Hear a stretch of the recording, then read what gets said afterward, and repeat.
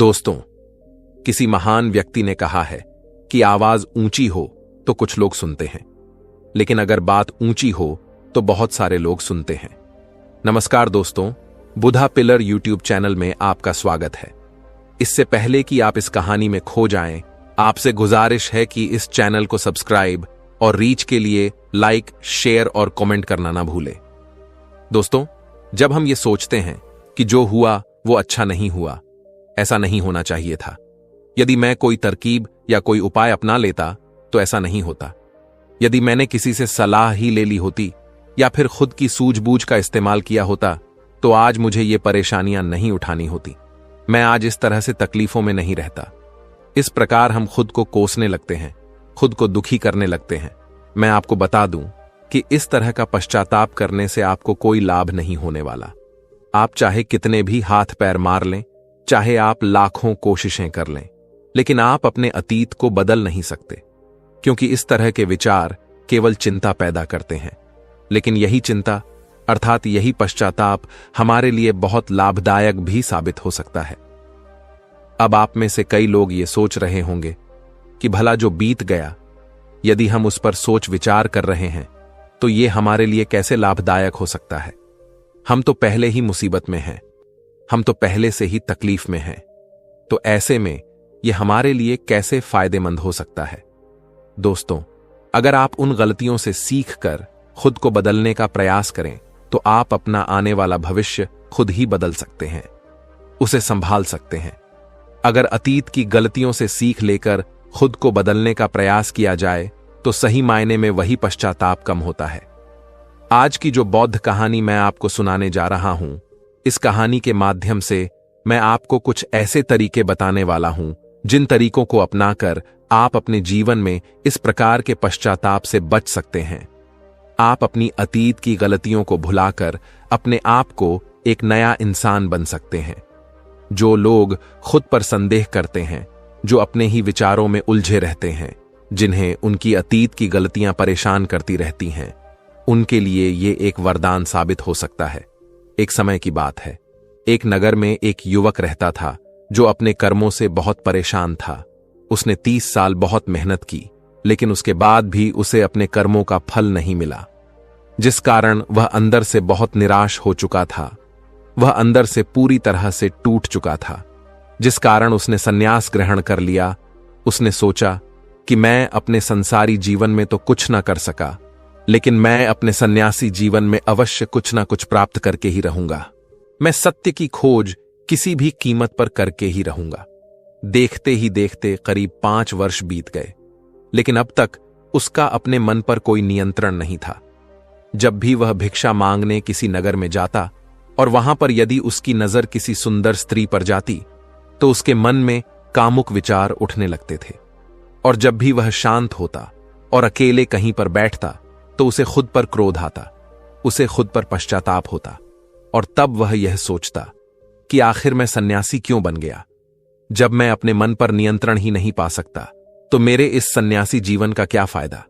इससे तो अच्छा होता कि मैं किसी अच्छी और सुंदर स्त्री से विवाह कर लेता, पैसे कमाता और अपना घर परिवार संभालता। हो सकता था कि मेरे अपने बच्चे भी होते, लेकिन मैं भी कितना बेवकूफ हूं। मैंने अपने सारे सुख त्याग दिए और ना जाने क्यों मैं इन जंगलों में आ गया, ना जाने क्यों मैंने सन्यास ग्रहण कर लिया।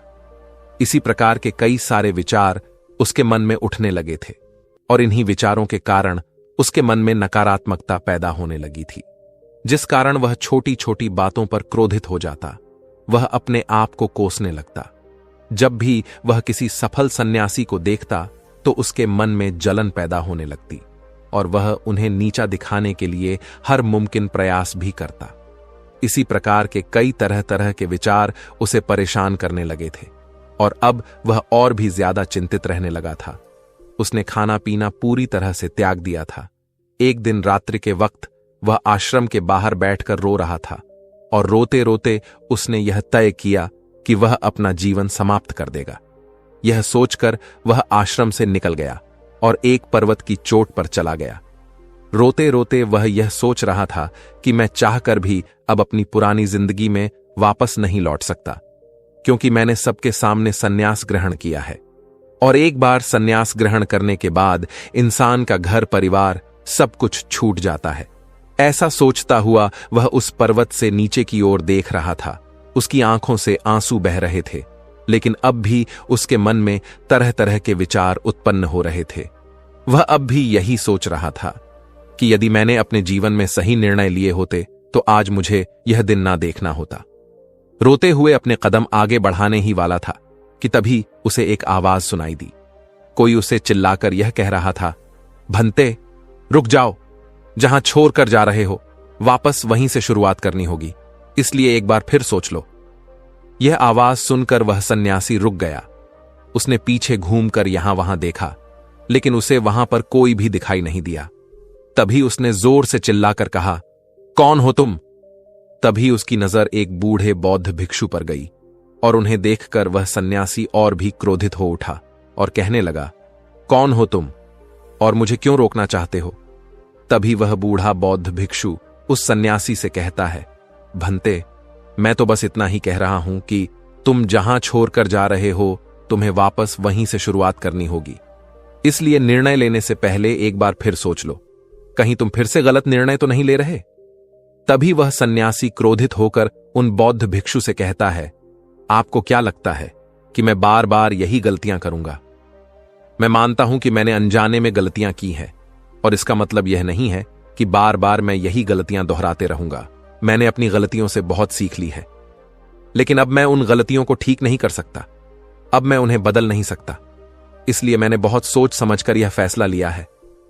उस सन्यासी की यह बात सुनकर वह बूढ़ा बौद्ध भिक्षु जोर जोर से हंसने लगा और उस सन्यासी से कहता है, भंते, अतीत की गलतियां कोई नहीं सुधार सकता, क्योंकि बीता हुआ समय कभी लौटकर नहीं आने वाला। हां, वे लोग मूर्ख होते हैं जो यह कहते हैं कि वे लोग अतीत को बदल सकते हैं। उनसे ज्यादा अज्ञानी इस दुनिया में दूसरा और कोई नहीं हो सकता, क्योंकि जब तुम समय को वापस नहीं घुमा सकते तो तुम अपनी अतीत की गलतियों को भला कैसे बदल सकते हो? लेकिन जो लोग समझदार हैं, जो लोग ज्ञानी हैं, वे लोग यह बात बहुत अच्छी तरह से जानते हैं कि जीवन में गलतियां करना कितना जरूरी होता है। गलतियों के कारण ही तो हम सीख पाते हैं, अपनी गलतियों से समझ पाते हैं और अपने भविष्य को बेहतर बना पाते हैं। आगे वह बूढ़ा बौद्ध भिक्षु उस सन्यासी से कहता है, भंते, जब तक तुम्हें खुद की कमियों का ही पता नहीं होगा तब तक तुम अपने आप को बेहतर कैसे बना सकते हो? और हमारी कमियां तो सिर्फ हमारी गलतियों से ही पता चलती हैं। आगे वह बूढ़ा भिक्षु उस सन्यासी से कहता है, हर माता पिता अपने बच्चों को बहुत ही प्यार दुलार से पालते हैं। वे उन पर कभी कोई आंच नहीं आने देना चाहते।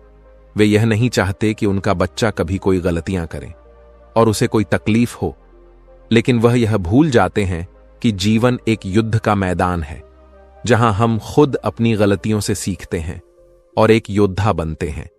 और जो यह सोचता है कि वह अपने जीवन में कभी कोई गलती ही नहीं करेगा, तो इसका अर्थ यह हुआ कि वह कभी भी जीवन के इस रण क्षेत्र में हिस्सा ही नहीं लेना चाहता। और जो कोई भी इस युद्ध में हिस्सा नहीं लेता, वह अपने जीवन में कभी कुछ नया नहीं कर पाता, ना ही वह अपने जीवन में कुछ सीख पाता है। वह तो केवल वही करता है जो उसे सिखाया गया है।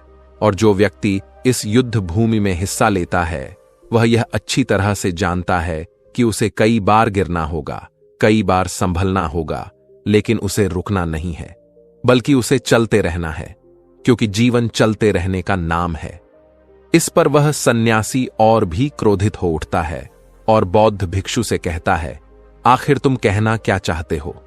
तुम इस तरह से मेरा समय व्यर्थ कर रहे हो। जो भी कहना है जल्दी कहो, अन्यथा अच्छा नहीं होगा। तभी वह बूढ़ा बौद्ध भिक्षु एक बार फिर मुस्कुराने लगा और उस सन्यासी से कहता है, भंते, आज मैं तुम्हें जीवन के ऐसे 5 तरीके बताने वाला हूं जिनका पालन करके तुम अपने अतीत की गलतियों को अपनी ताकत में बदल सकते हो। आगे वह बौद्ध भिक्षु उस सन्यासी से पूछते हैं, भंते, क्या तुम जानना चाहोगे कि वह 5 तरीके कौन से हैं? यदि तुम जानना चाहते हो तो इसके लिए तुम्हें भी मुझे एक वचन देना होगा। तभी वह सन्यासी कहता है, कैसा वचन? वह बूढ़ा बौद्ध भिक्षु बहुत ही प्रेम से उस सन्यासी से कहता है, बस इतना ही कि तुम अपने मन से आत्महत्या का ख्याल निकाल दोगे। सिर्फ तभी मैं तुम्हें यह 5 बातें बताऊंगा, अन्यथा तुम अपने फैसले पर अटल रह सकते हो। लेकिन याद रखना कि जो गलतियां तुमने पहले दोहराई हैं, हो सकता है कि इस बार भी तुम वही गलती कर रहे हो। इतना कहकर वह बूढ़ा बौद्ध भिक्षु शांत हो गया और वह सन्यासी कुछ देर के लिए सोच विचार में पड़ गया। वह यह नहीं समझ रहा था कि वह क्या करे। यदि वह आत्महत्या करता है तो उसे वह 5 बातें नहीं पता चल पाएंगी, और यदि वह 5 बातें जानने के लिए जाता है तो उसे आत्महत्या का ख्याल मन से निकालना होगा। वह सन्यासी असमंजस में था, लेकिन काफी देर सोच विचार करने के बाद आखिरकार उसने उस बूढ़े बौद्ध भिक्षु की बात मान ली और वह उन बूढ़े बौद्ध भिक्षु के पास पहुंचा और कहने लगा, कहिए, आप क्या कहना चाहते हैं? तभी वह बूढ़ा बौद्ध भिक्षु उस सन्यासी से पहली बात बताते हुए कहता है, भंते, सबसे पहले तो तुम यह जान लो कि अतीत में जो भी तुमसे गलतियां हुई है वह किसकी कारण हुई है, उसके पीछे का क्या कारण था। तुम्हें सबसे पहले उन कारणों को पहचानना होगा। वह कारण या तो कोई मजबूरी हो सकते हैं या कोई इंसान हो सकता है जिसके कारण तुमने वह सारी गलतियां की, या फिर हो सकता है कि तुमने वह गलतियां केवल अपने स्वार्थ के लिए की हों। तुम्हें उन कारणों को पहचानना होगा। यदि तुम्हें किसी से धोखा मिला था तो क्यों मिला था? क्या तुमने कभी इसके ऊपर विचार किया है? क्योंकि शायद तुमने उस पर हद से ज्यादा विश्वास किया होगा। एक बार यदि तुमने उस कारण को समझ लिया और उसे जान लिया तो तुम यह समझ पाओगे कि तुमने कहां कमी रह गई, तुमने कहां पर गलती की। और एक बार यदि तुम अपनी गलती को समझ जाओगे तो तुम उसे सुधार भी सकते हो, ताकि वैसी गलती भविष्य में तुमसे दोबारा ना घटे। आगे वह बूढ़ा बौद्ध भिक्षु उस सन्यासी से कहता है, गलतियां हमें दुख नहीं देती। दुख हमें तब होता है जब हम अपनी गलतियों को बार बार दोहराते हैं, जब हमें इस बात का एहसास होता है कि शायद हम अपनी गलती को अब सुधार नहीं सकते, और शायद हमारे भीतर अब उतना आत्मबल नहीं बचा कि हम उन गलतियों से सीखकर उन्हें सुधार सकें।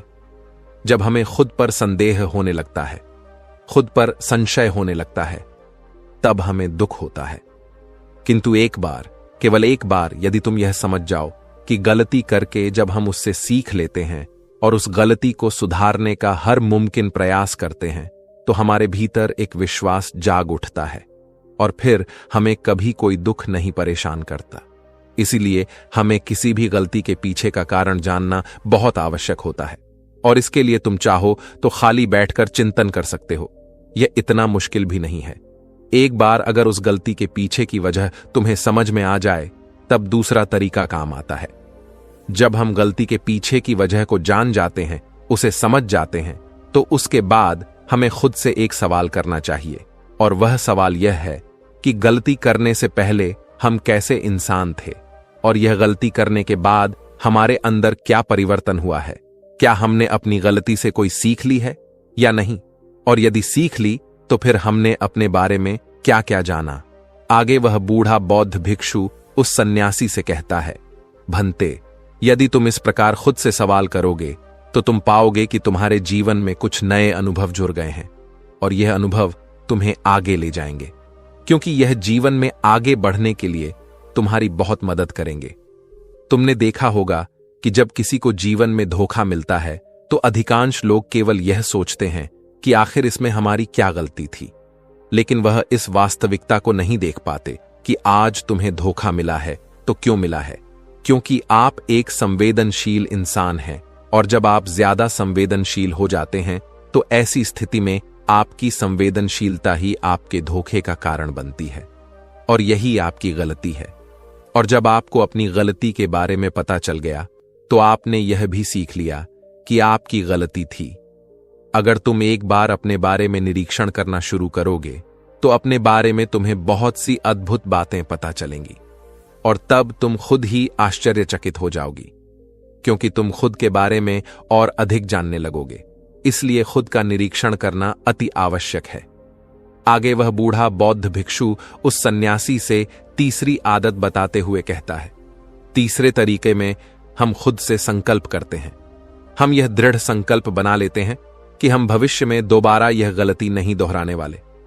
हां, हमसे कुछ नई गलतियां आवश्यक होंगी, लेकिन यह गलतियां हम जीवन में कभी नहीं दोहराएंगे।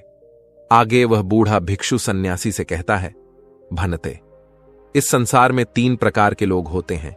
एक वह जो दूसरों की गलतियों से सीखते हैं, दूसरे वह जो खुद की गलतियों से सीखते हैं, और तीसरे वह जो गलतियां करते ही रहते हैं लेकिन कभी अपनी गलतियों से सीख नहीं पाते। तुमने भिन्न भिन्न प्रकार की नदियों को तो देखा ही होगा। नदियों का अर्थ तभी निकलता है जब वह अलग अलग जगह से होकर गुजरा हो। अगर वही नदी एक जगह पर ठहर जाए तो क्या वह नदी कहलाएगी? इसी प्रकार एक इंसान का जीवन भी नई नई गलतियां करने के लिए बना है। इसीलिए एक बार जो तुमने गलती कर दी उसके लिए दृढ़ संकल्पित हो जाओ कि तुम जीवन में वह गलतियां कभी नहीं दोहराओगे। हां, हो सकता है कि तुमसे कोई नई गलतियां हो, लेकिन यदि तुम बार बार वही गलतियां दोहराते हो तो तुम मूर्ख हो। ऐसी अवस्था में तुम में और किसी जानवर में कोई फर्क नहीं रह जाएगा। आगे वह भिक्षु उस सन्यासी को चौथा तरीका बताते हुए कहते हैं, भंते, कई बार तो हमें पहले से ही अपनी गलतियों के होने का एहसास हो जाता है। गलतियां होने से पहले ही हमें उसका आभास हो जाता है कि हमसे गलतियां होने वाली हैं। इसलिए अगर गलती होने से पहले आपको एहसास हो रहा है तो आप बहुत खुशकिस्मत हैं और आप उस गलती को होने से रोक सकते हैं। आपने कभी ना कभी इन संकेतों को महसूस किया होगा, क्योंकि यह ब्रह्मांड हमें संकेत देता है। लेकिन फिर भी हम में से अधिकांश लोग इन बातों को नजरअंदाज कर देते हैं, जिसका परिणाम हमें बाद में भविष्य में भोगना होता है। लेकिन जैसे जैसे आप अपने इन अतीत की गलतियों से सीखने लगते हैं तो आपका अनुभव बढ़ने लगता है, जीवन के बारे में समझ पैदा होने लगती है, और जब हमारी समझ बढ़ने लगती है तो गलतियों को होने से रोका भी जा सकता है। इसलिए बुद्धिमानी का इस्तेमाल करें, चिंतन करिए कि आप जो भी काम करने जा रहे हैं आखिर उसका परिणाम क्या हो सकता है। कहीं वह काम कोई गलती तो नहीं कहलाएगा। इसी तरह से एक मनुष्य जीवन के परिपक्व में बांटा जाता है और इसी से आपका विकास होता है, और हम सभी को इस राह से होकर गुजरना ही होता है, अन्यथा हमारा जीवन वहीं पर ठहर जाएगा। हम कभी भी आगे नहीं बढ़ पाएंगे। यदि आप अपने जीवन में आगे बढ़ना चाहते हैं, किसी लक्ष्य को प्राप्त करना चाहते हैं, तो आपको इस कार्य प्रणाली को अपनाना ही होगा, इसे समझना ही होगा। आगे वह बूढ़ा बौद्ध भिक्षु उस सन्यासी को आखिरी आदत बताते हुए कहते हैं, भंते, आखिरी और सबसे महत्वपूर्ण सीख है, अगर तुम अपने अनुभव से एक इंसान बन चुके हो तो अब तुम दूसरों के लिए मार्गदर्शन का काम कर सकते हो। तुम दूसरों की राह में दीपक बनकर उन्हें रोशनी दिखा सकते हो, उन्हें उनकी राह पर आगे बढ़ा सकते हो, क्योंकि हम वैसे ही बन जाते हैं जैसा कि हम सोचते हैं। और जब आप खुद को बेहतर बनाने का प्रयास करेंगे तो आप देखते ही देखते बेहतर बनते चले जाएंगे, और यह प्रकृति भी आपका साथ देगी, आपकी सहायता करेगी। ब्रह्मांड आपको खुद ब खुद रास्ता दिखाएगा और आप तब मानव जाति का कल्याण करने के कार्य में लग जाते हैं। तब वह शास्त्रों में सबसे सर्वश्रेष्ठ कार्य माना जाता है। इससे श्रेष्ठ कार्य तो और कोई हो ही नहीं सकता, जो व्यक्ति समस्त जीव जंतुओं और मानव जाति के कल्याण के बारे में सोचता है। ऐसे लोग परमात्मा के हो जाते हैं। ऐसे व्यक्तियों के मन में प्रेम, करुणा, दया जैसे अनेक भाव उत्पन्न होने लगते हैं, और परमात्मा करुणा और प्रेम का ही दूसरा नाम है। इतना कहकर वह बूढ़ा बौद्ध भिक्षु शांत हो गए, और उस सन्यासी को भी अपनी गलती का एहसास हो गया। अब उसकी आंखों में खुशी की आंसू थे। वह उन बौद्ध भिक्षु के चरणों में जा गिरा और उन बूढ़े बौद्ध भिक्षु से कहता है गुरुवर, ऐसा निर्मल और जीवन का सार्थक ज्ञान पाकर मैं धन्य हो गया। आपने जो कुछ भी मुझसे कहा है उसे मैं अपने जीवन में जरूर अपनाऊंगा, और मैं भी अपने जीवन को सार्थक बनाकर दिखाऊंगा। इतना कहकर उसने उन बौद्ध भिक्षु को प्रणाम किया और वापस अपने आश्रम लौट गया। दोस्तों, उम्मीद है कि ये कहानी आपको अच्छी लगी होगी। नमो बुद्धाय। तो दर्शकों, चलिए अब सफलता पाने के ऊपर अगली रोचक कहानी की शुरुआत करते हैं। प्राचीन समय की बात है। एक गांव में एक 24 साल का युवा रहता था, जो एक सेठ के यहां नौकरी करके अपना गुजर बसर कर रहा था। उसके माता पिता बीमारी से गुजर चुके थे। जिंदगी में काफी परेशानी चल रही थी। उसके मजदूरी वाले काम से वो रोज के रोज पैसे कमाता और रोज के रोज खाने पीने और रहने में पैसे खत्म भी हो जाते। जिंदगी बस यूं ही चल रही थी। एक दिन उसने देखा कि एक वृद्ध फकीर अपनी पीठ पर 3 बोरे लेकर एक शहर से दूसरे शहर की ओर जा रहा था। वह काफी वृद्ध था और काफी देर से वह यूं ही सफर कर रहा था। कुछ दूर और सफर करने के बाद वह थक कर एक वृक्ष के नीचे बैठ गया। तभी उनकी नजर एक नौजवान युवक पर गई जो उसी रास्ते से जा रहा था और वह भी उसी दिशा में जा रहा था जिस दिशा में उन फकीर को जाना था। वह युवक उन बूढ़े फकीर के पास से होकर गुजरा। इस पर उस फकीर ने उस युवक से पूछा, सुनो बेटा, क्या तुम मेरी जरा सी मदद कर सकते हो? यह बोरा बहुत भारी है और मैं बूढ़ा हो चुका हूं। मैं ज्यादा समय तक इनका बोझ नहीं उठा सकता और मैं बहुत थक भी चुका हूं। तो क्यों तुम मेरी मदद कर सकते हो? इसके बदले में मैं तुम्हें 3 स्वर्ण मुद्राएं दूंगा। वह युवक उन फकीर की सारी बातें सुनता है और उन फकीर से कहता है, कोई बात नहीं बाबा, मैं आपकी मदद करने के लिए तैयार हूं। कहिए आपको कहां जाना है? ऐसा कहकर उस युवक ने उन फकीर का एक बोरा उठा लिया और अपने कंधे पर ले लिया। तभी उस जवान युवक को यह एहसास हुआ कि यह बोरा तो सचमुच बहुत भारी है। वह युवक और फकीर दोनों रास्ते में आगे की ओर बढ़ चले। कुछ दूर आगे चलने के बाद देखते ही देखते वह गांव खत्म होने लगा और अब एक सुनसान रास्ता आगे की ओर जा रहा था। वे दोनों अपने मार्ग में मस्त होकर आगे की ओर बढ़ रहे थे। वह युवक उन फकीर से कहता है, बाबा, इस बोरे में आखिर ऐसा क्या रखा है जो यह इतनी वजनदार है? इस पर वह फकीर आदमी उस युवक को जवाब देते हुए कहते हैं, कुछ नहीं बेटा, बस इसमें तांबे के कुछ सिक्के भरे हुए हैं। इसी कारण इस बोरे में बहुत वजन है। उन फकीर की यह बात सुनकर वह युवक मन ही मन सोचने लगा कि लगता है ये बाबा जरूर कोई व्यापारी है, तभी तो इतने सारे तांबे के सिक्के लेकर चल रहे हैं। और फिर उसके मन में एक और ख्याल आया कि मुझे क्या करना है? मुझे तो सिर्फ ये बोरा दूसरे गांव तक पहुंचा है, बस इतना ही। जैसे ही उसके मन में यह ख्याल आया, उसने तांबे के सिक्कों का वह ख्याल मन से निकाल दिया और अपनी धुन में मस्त होकर वह आगे की ओर चलने लगा। चलते चलते कुछ और समय बीता और वे दोनों एक नदी के किनारे जा पहुंचे। वह युवा हट्टा कट्टा था और काफी चुस्त और तंदुरुस्त भी था, इसलिए वह बिना सोचे समझे उस नदी में उतर जाता है। किंतु वह फकीर अब भी किनारे पर ही ठहरा था। इस पर वह युवक उन फकीर से कहता है, क्या हुआ बाबा? चलिए आइए, हमें यह नदी पार करनी होगी, तभी तो हम उस गांव तक पहुंच पाएंगे। इस पर वह फकीर उस युवक से कहते हैं, मैं जानता हूं बेटा कि हमें यह नदी पार करनी होगी, लेकिन जैसा कि तुम जानते हो, मैं अब बूढ़ा हो चुका हूं और 2-2 बोरे लेकर मैं यह नदी पार नहीं कर सकता। कहीं मेरा पांव फिसल गया तो क्या होगा? क्या तुम मेरी एक और गठरी ले सकते हो? मैं तुम्हें इसके बदले भी 3 स्वर्ण मुद्राएं दूंगा। इस पर वह युवक मुस्कुराते हुए उन फकीर से कहता है, बाबा, आप मुझे शर्मिंदा कर रहे हैं। यदि आप मुझे स्वर्ण मुद्राएं ना भी दें तो भी मैं आपका कार्य अवश्य करूंगा। मैं आपको उस दूसरे गांव तक जरूर पहुंचाऊंगा। इस पर वह फकीर मुस्कुराते हुए उस युवक से कहते हैं, बेटा, तुम तो बहुत ही भले इंसान लगते हो। इतना कहकर उन्होंने वह दूसरी गठरी भी उस युवक को थमा दी। उस युवक ने जब वह दूसरी गठरी अपने कंधे पर रखी तो वह गठरी भी उसे बहुत ज्यादा भारी लगी, लेकिन उसने वहां पर कुछ नहीं कहा। जैसे तैसे उन दोनों ने नदी पार की। नदी पार करने के बाद बातों बातों में ही उस युवक ने उन फकीर से कहा, बाबा, आखिर इस दूसरी गठरी में क्या है? यह गठरी भी बहुत वजनदार है। इस पर वह फकीर उस युवक को जवाब देते हुए कहते हैं, बेटा, इसमें चांदी के सिक्के हैं, इसी कारण यह गठरी भी बहुत वजनदार है।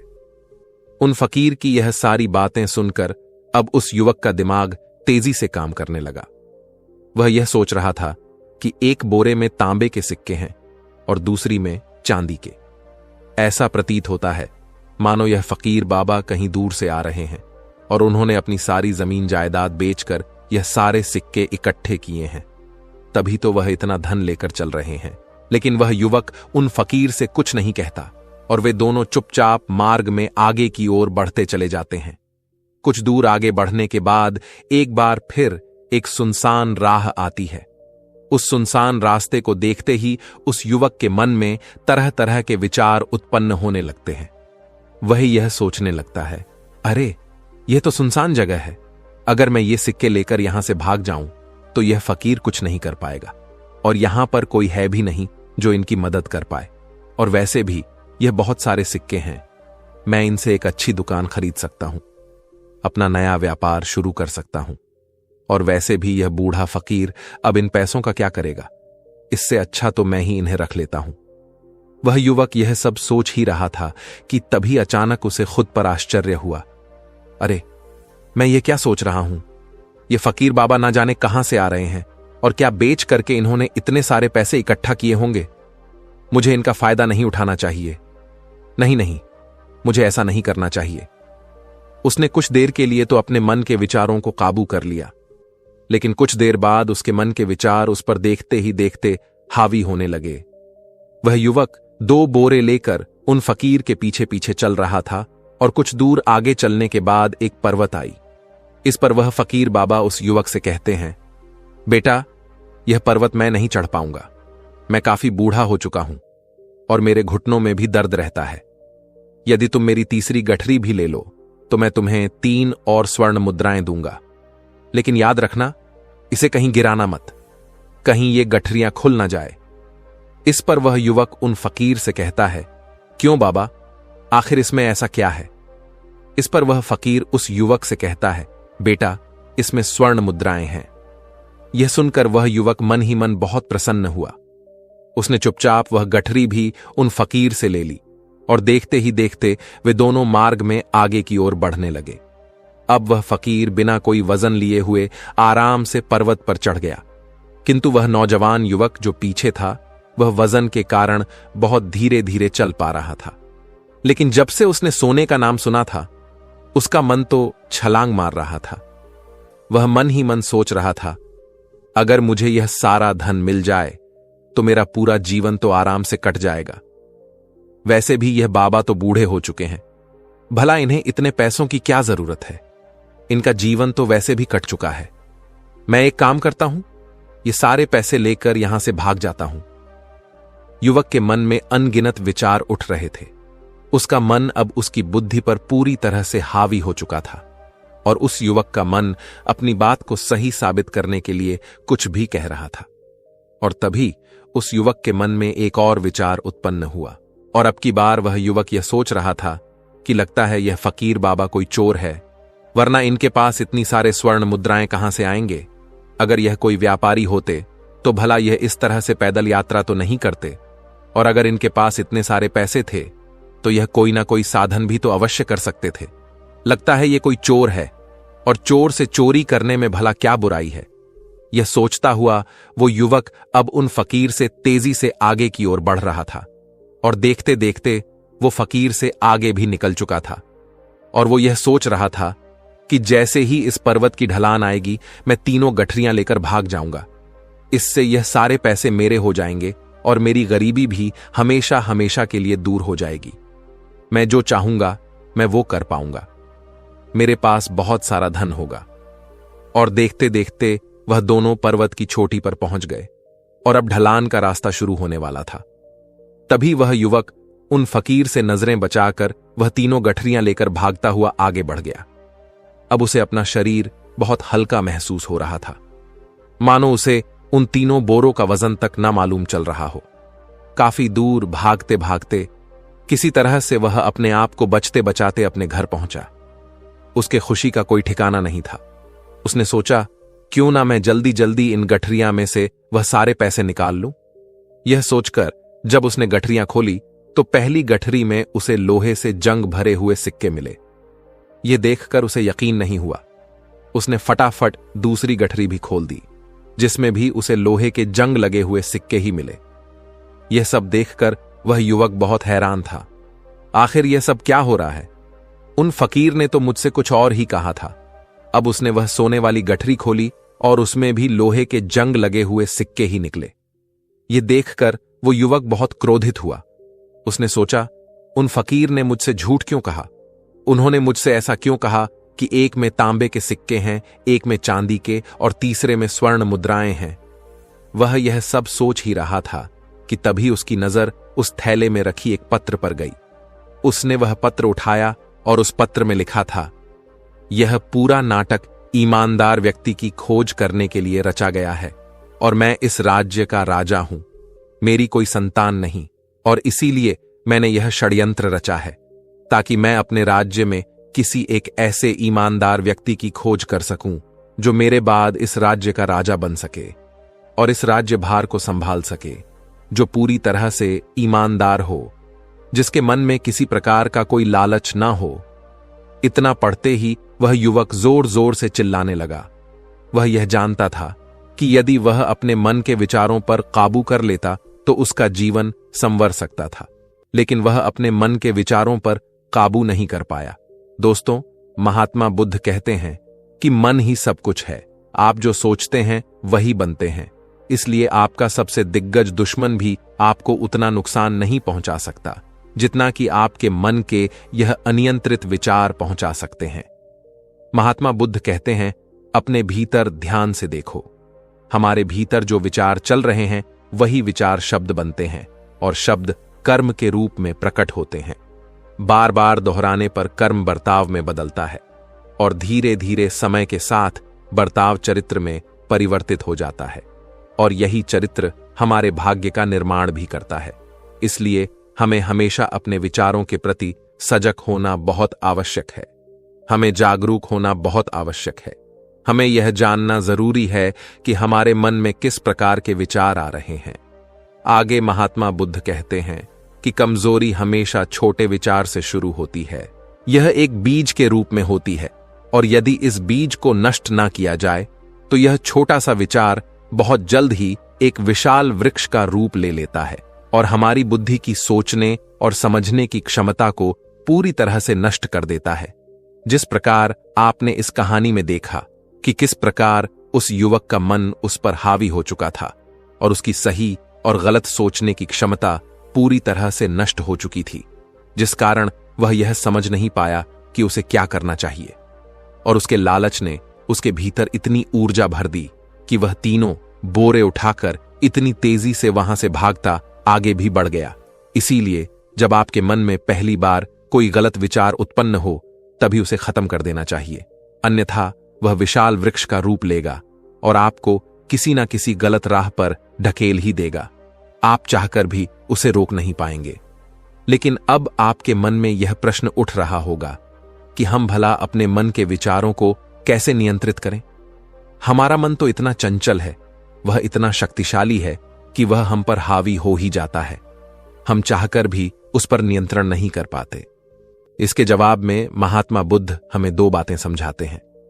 पहली बात, मन के प्रति सजगता विकसित करो, जिससे आपका मन शांत होगा और आपके मन के भीतर बसी हुई वह नकारात्मक ऊर्जा, नकारात्मक विचार खत्म होने लगेंगे और आप शांति की ओर आगे बढ़ेंगे। और आपको इसके लिए बस इतना ही करना है कि इस पल में जो कुछ भी हो रहा है, आपकी आंखों के सामने आपके भीतर जो कुछ भी जैसा भी चल रहा है, बस उसे देखते रहना है। अपने मन के अच्छे बुरे विचार, अपनी भावनाएं और अपनी यादों पर बिना प्रतिक्रिया दिए उन्हें केवल देखते रहना है, जिससे आपके मन के सारे विचार देखते ही देखते खत्म होने लगेंगे। आपका मन खाली होने लगेगा और आप नकारात्मक विचारों से बच सकते हैं और आप इन दुख और तकलीफों से भी दूर रह सकते हैं। इसीलिए महात्मा बुद्ध कहते हैं, जो स्वयं को देखता है वही सबसे दिग्गज तपस्वी है।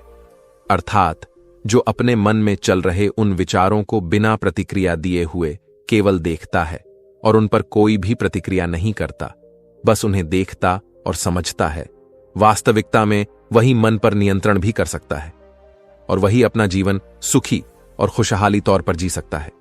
इसलिए यदि आप भी अपने जीवन को सुखी और खुशहाल बनाना चाहते हैं तो आपको सबसे पहले अपने मन पर नियंत्रण साधना ही होगा, अपने मन को खाली करना ही होगा, अपने मन के विचारों के प्रति आपको सजग होना ही होगा।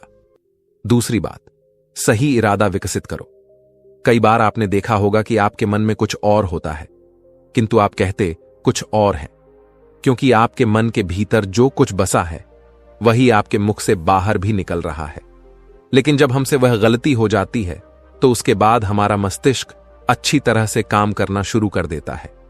हमारे सोचने और समझने की क्षमता एक बार फिर से जागृत हो जाती है और ऐसी अवस्था में हमें यह एहसास होता है कि हमसे गलती हो गई है और फिर हमारा मन दुखी हो जाता है। हमारा मन अफसोस से भर जाता है और इस भारीपन और दुख से बचने के लिए महात्मा बुद्ध हमें सही इरादा विकसित करने के लिए कहते हैं।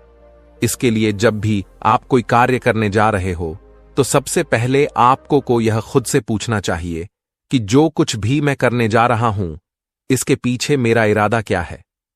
क्या मैं दूसरों को दुख पहुंचाना चाहता हूं या दूसरों को नीचा दिखाने जा रहा हूं या मुझे खुद को ऊपर उठाना है। खुद से सवाल कीजिए, खुद को जागृत कीजिए। जब आप इरादों के प्रति सचेत होने लगेंगे, जब आप विचारों के प्रति सजग होने लगेंगे, तभी आपके भीतर सकारात्मक ऊर्जा का प्रवाह होगा। तभी आप सकारात्मक इरादों से जुड़ने लगेंगे और आपके मन के भीतर बसी वह नकारात्मक ऊर्जा और नकारात्मक इरादे दिन ब दिन कम होने लगेंगे। परंतु याद रहे, आपको यह हर रोज करना होगा और आपको यह हमेशा ध्यान रखना होगा कि आपको केवल अच्छा सोचना है। आपके इरादे हमेशा अच्छे होने चाहिए, तभी आप दुख और तकलीफों से बच सकते हैं। अन्यथा आप इसी तरह से दुख और तकलीफों में घिरे ही रहेंगे और आप कभी इससे निकल नहीं पाएंगे। दोस्तों, उम्मीद है कि आपने आज की इस वीडियो से जरूर कुछ ना कुछ सीखा होगा। तो इस वीडियो को लाइक और अपने दोस्त के साथ शेयर भी जरूर कीजिएगा और हमें ऐसे ही सपोर्ट करने के लिए चैनल को सब्सक्राइब भी जरूर करें। धन्यवाद। नमो बुद्धाय।